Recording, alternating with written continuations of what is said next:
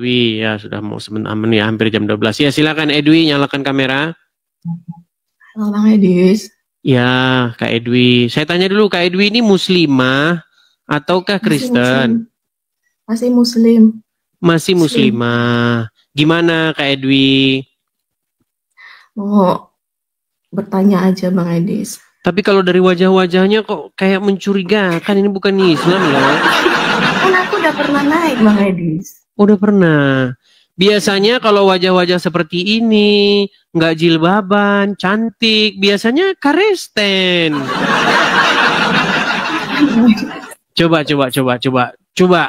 Kita konfirmasi lagi nih, karena saya agak sedikit lupa nih.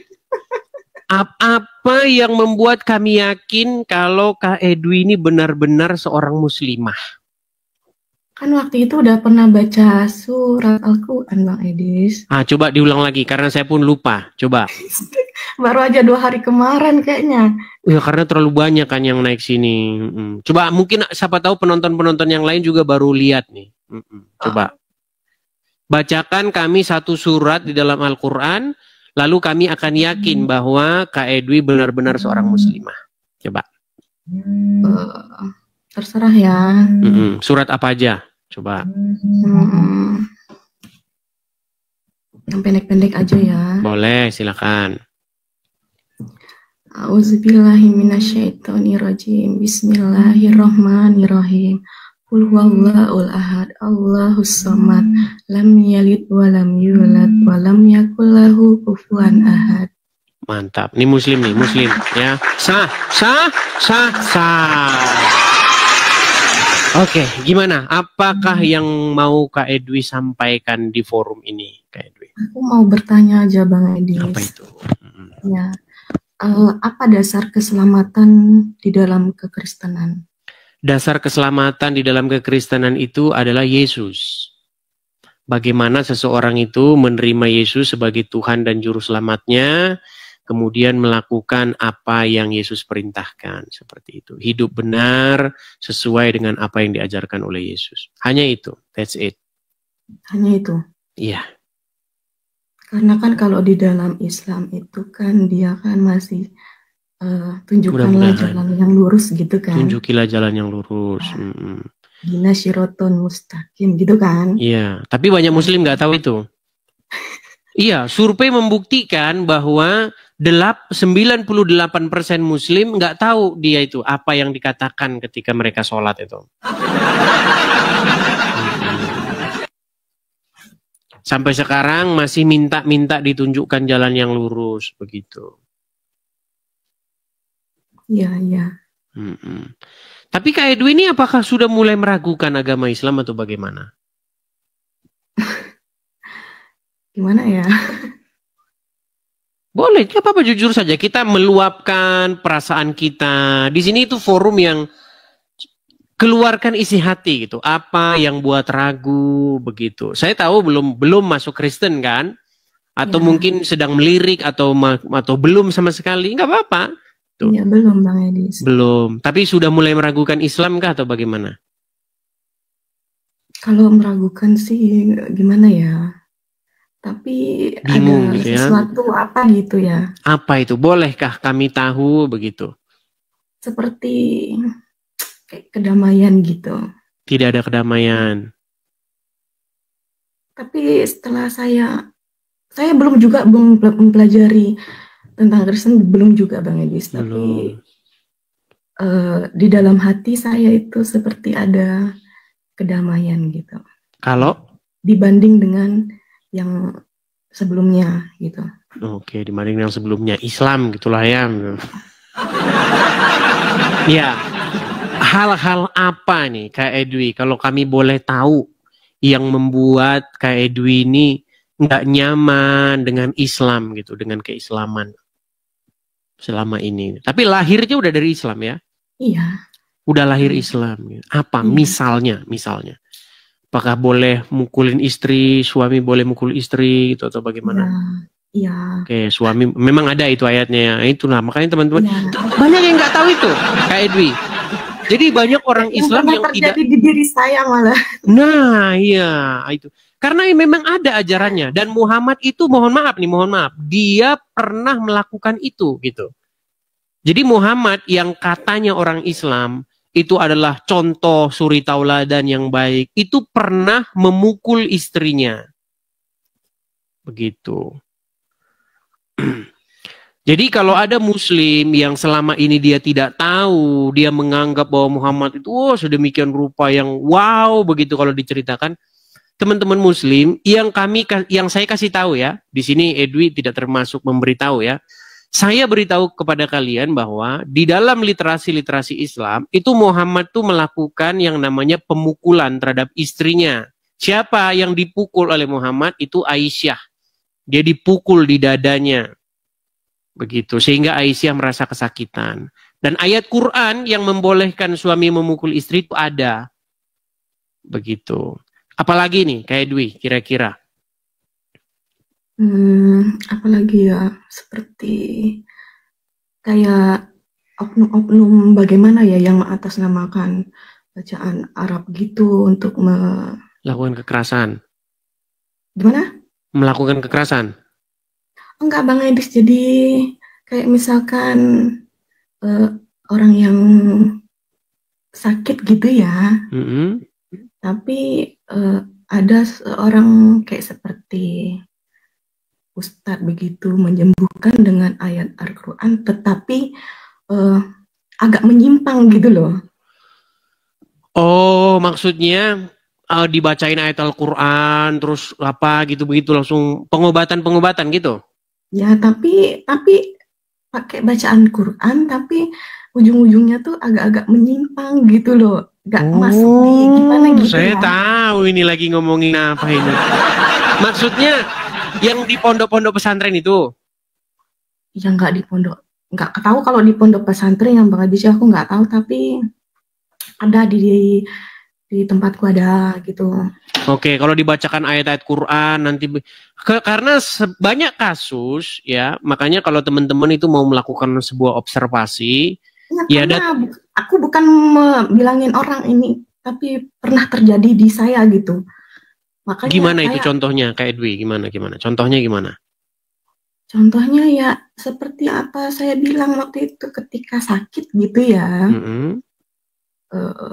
Ada yang bilang seperti ini, seperti itu harus seperti dibersihkan. Apa itu contohnya? Kami bingung ini. Maksudnya tuh harus dibersihkan, disucikan gitu kan, menggunakan ayat-ayat Al-Quran, tapi ada hal yang menyimpang gitu loh. Misalnya itu apa ya? Mas aku bilang di sini.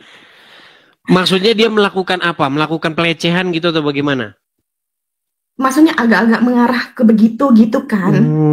Ya itu banyak kasus-kasus begitu.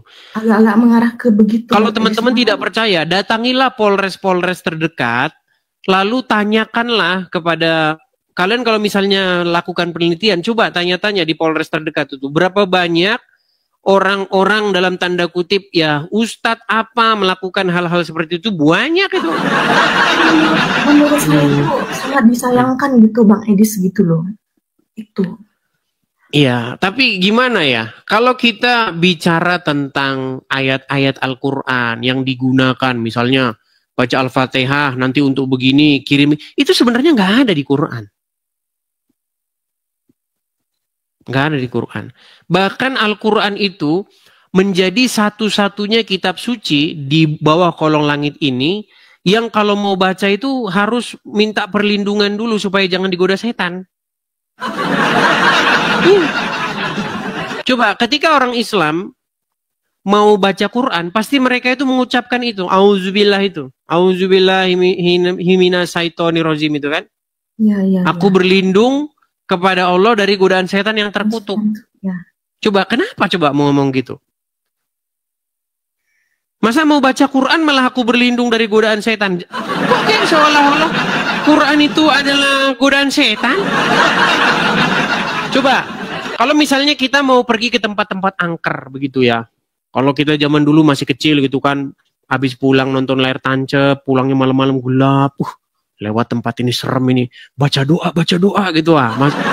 Karena waktu kecil kami begitu dulu. Nah, kalau aku berlindung dari godaan setan itu kan dibacakan ketika kita mendekati hal-hal yang negatif. Benar nggak? Iya, iya. Lalu bagaimana ketika kita ingin membaca kitabnya Allah malah aku berlindung dari godaan setan? Itu seolah-olah mengindikasikan bahwa banyak sekali godaan-godaan setan di dalam Al-Quran. Bukan cuman gini Bang Adis, jadi bukan cuman satu yang saya temukan begitu. Banyak. Maksudnya yang saya ini kan banyak gitu loh. Betul, bukan cuma satu, makanya saya bingung kenapa gitu kok sangat disayangkan gitu ya. Iya, banyak. Tuh. Jadi makanya kata Bang Edis itu benar gitu loh. Iya. Jadi seperti itu ya. Ini namanya perjalanan lah Kak Edwi. Jadi banyak-banyak belajar begitu. Sekarang ini kan sudah era internet ya. Jadi Bible, Al-Quran itu nggak perlu lagi dibeli bukunya, terus kita pegang berat-berat, di bis kita mencolok banget, megang begitu. Sekarang itu semua sudah ada di HP kita masing-masing, gitu kan. Tinggal di-download, baca, begitu. Iya. Begitu. Zaman sudah digital lah. Kita paperless, kita tanpa kertas fisik begitu. Ya suka baca-baca lah, baca-baca literasi. Ya kan, kadang kita kan suka dalam perjalanan, kereta, subway, atau bis, atau apa, ya kita baca-baca gitu. Di HP. Tentang Islam, tentang Kristen, baca gitu.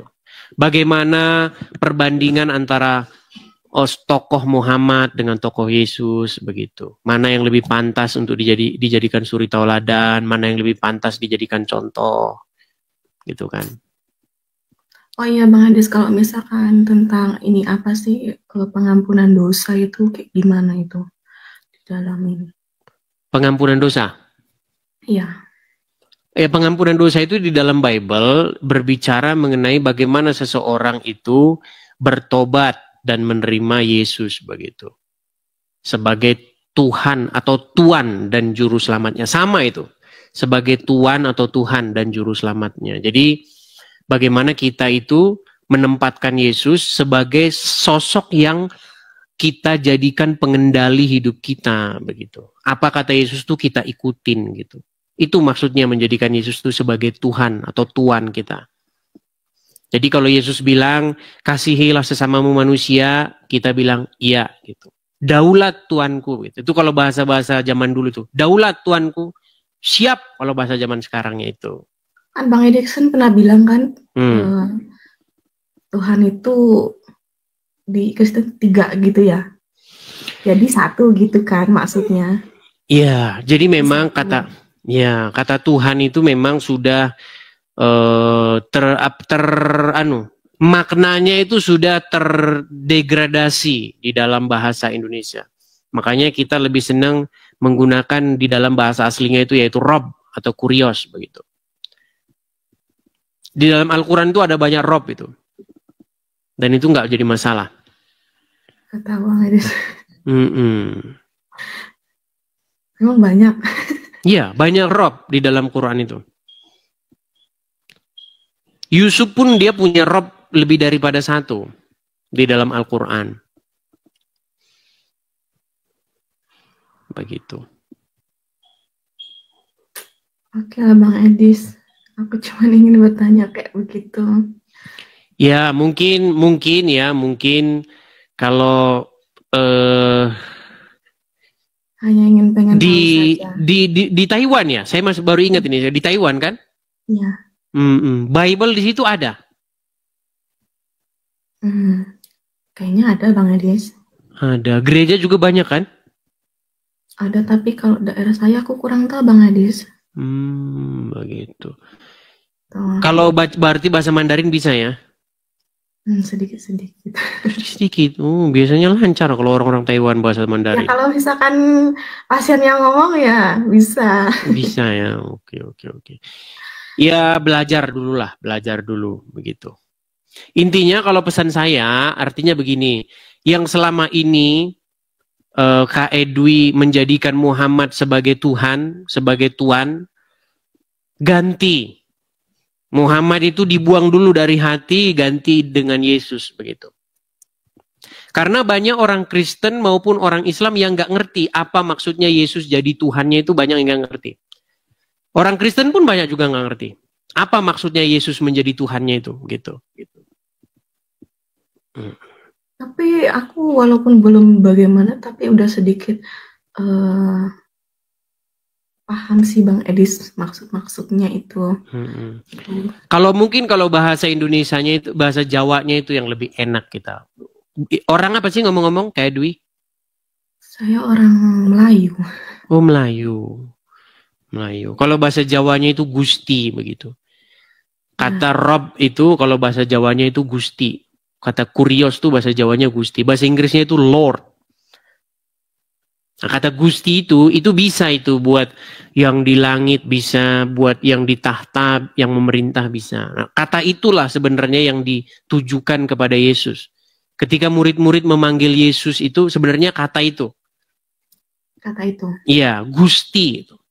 Artinya seseorang yang dihormati, yang berdaulat terhadap kita begitu. Seperti itu.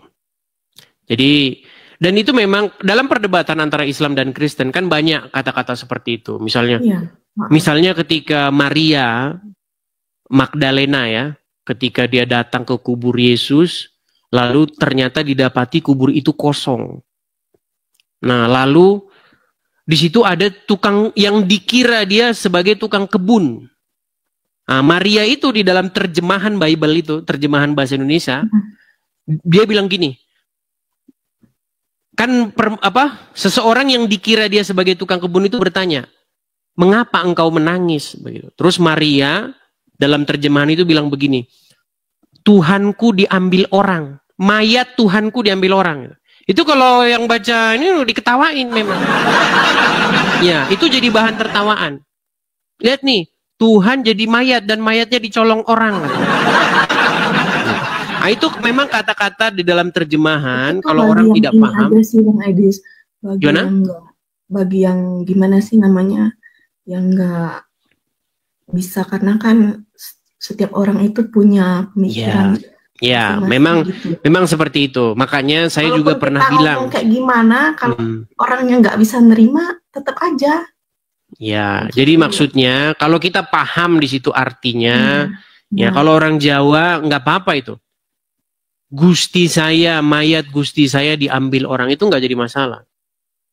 Kalau dalam bahasa Inggris mayat Lord, my Lord begitu, diambil orang apa? Padahal ternyata orang yang bertanya itu ternyata Yesus sendiri begitu.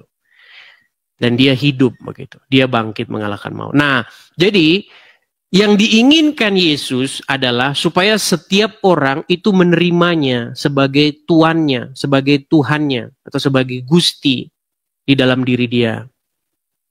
Yang mengendalikan, yang berkuasa, yang memimpin seseorang itu begitu. Iya. Kalau dalam bahasa Arabnya itu kata itu adalah kata Robbi, itu Rob, tuanku atau Tuhanku, sama itu. Begitu. Iya. Terus kalau saya Bang Edis ya, kalau nyanyi lagu rohani, saya suka nyanyi lagu rohani. Oh iya, banyak sekali. Saya kalau lihat lagu-lagu rohani Kristen yang viewsnya sudah jutaan, banyak sekali komentar-komentar Muslim di situ. Saya Muslim, tapi saya senang dengar lagu ini, begitu. Iya. Lagu-lagu rohani Kristen, ya. Ya banyak juga orang-orang yang talentanya di musik begitu, di lagu-lagu rohani Kristen, dan banyak membawa orang-orang kepada Kristus, gitu banyak juga seperti itu. Lagu rohani apa yang Kak Edwi senang? Kayaknya seperti yang kau ingini ya. Oh ya, jadilah padaku seperti yang kau ingini, ya. Seperti itu. Ya, maksudnya seperti itu. Jadi setiap orang yang menerima Yesus sebagai Tuhannya, artinya harus menjadikan keinginan Yesus itu terjadi kepada hidupnya. Begitu. Yesus mau kita seperti apa ya, seperti itu. Sebenarnya dalam Islam pun ya, kalau kita mau mendalami secara sungguh-sungguh, sebenarnya menjadi seorang Islam adalah membuat dirinya sesuai dengan keinginan Muhammad. Jadi ketika seseorang menjadi Islam, orang itu akan menuruti atau membuat dirinya seperti kemauan Muhammad. Contoh, buatlah istrimu 1, 2, 3, 4. Katanya mengikuti sunnah Rasul. Terus kemudian jenggotmu panjangin. Apalagi celanamu cingkrangin. Apalagi kalau ketemu orang tapir maka ya kan? Jangan memberi salam kepada mereka. Artinya sebenarnya lagu itu apa sih bahasa Indonesia? Berlaku juga kepada orang Islam. Jadi ketika menjadi seorang Muslim sejati, artinya membuat dirinya menjadi sesuai keinginan Muhammad. Nah, sedangkan menjadi Kristen adalah sebuah tindakan membuat dirinya itu menjadi seperti yang diingini oleh Yesus. Iya. Gitu. Cuman banyak orang tidak tahu, tidak sampai mendalam seperti itu. Karena banyak orang kan beragama hanya KTP saja. Begitu. Makanya saya sering ngomong kan, ketika kamu jadi Islam, sebenarnya kamu menjadikan Muhammad sebagai Tuhanmu. Dan ketika seseorang menjadi Kristen, dia menjadikan Yesus sebagai Tuhannya. Jadi, kalau ibarat kata di hati kita ini ada sebuah singgasana, kan banyak ya. Tahu kan bahasa-bahasa metafora seperti itu ya? Ya. Jadi hati manusia itu ibarat kata ada singgasananya. Ada tahtanya. Iya, iya. Nah, siapa yang bertahta di situ? Yang memerintah di situ siapa? Apakah Muhammad apa Yesus? Begitu. Nah, seharusnya manusia itu harus menjadikan Yesus yang memerintah di hati itu. Ketika Yesus memerintah, dia nggak akan bawa rangsel itu meledak di Bali. Tapi kalau Muhammad yang memerintah,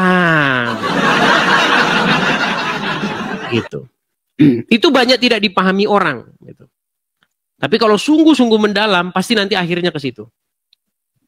Iya, karena di Al-Quran itu banyak larangan, tapi banyak juga yang langgar gitu, Bang Edis. Karena kata Muhammad yang penting mengucapkan syahadat. Iya. Kan Muhammad yang ngasih tahu. Pernah kan Muhammad bilang, barang siapa yang mengucapkan syahadat, ya aku bersaksi dan seterusnya itu, dia masuk surga kata Muhammad. Terus ada sahabat yang bertanya kan, merasa terheran-heran, kok bisa gitu kan? Sahabat bertanya, walaupun dia berzina, walaupun dia mencuri, ya walaupun berzina, walaupun mencuri. Nah itulah ajaran Muhammad gitu. Seperti itu. Tapi ketika saya ngomong gitu, fakta begitu, banyak orang yang cuman marah doang, bantah nggak bisa gitu. Berbeda sekali dengan apa yang diajarkan Yesus. Kalau Yesus mengajarkan standar yang lebih tinggi. Jika kehidupan keagamaanmu tidak lebih baik dari ahli-ahli Taurat dan orang-orang Farisi, kamu tidak akan diselamatkan. Itu kata Yesus. Betapa Yesus tuh menjaga standar hidup, standar moral yang sangat tinggi. Begitu. Barang siapa. Yang saya kagumnya itu, kasihilah musuhmu. Iya, kasihilah musuhmu gitu. Jadi itu sebenarnya tingkat penerimaan diri yang paling sangat dalam begitu. Sebenarnya kita sudah melepaskan segala keinginan-keinginan duniawi begitu. Itu tingkat yang paling tinggi. Bahwa kita ini sebenarnya memang nggak bisa membalas orang yang berbuat jahat kepada kita, itu kata Yesus. Tapi kalau kita sebagai manusia kan pasti hati kita kan berontak kan.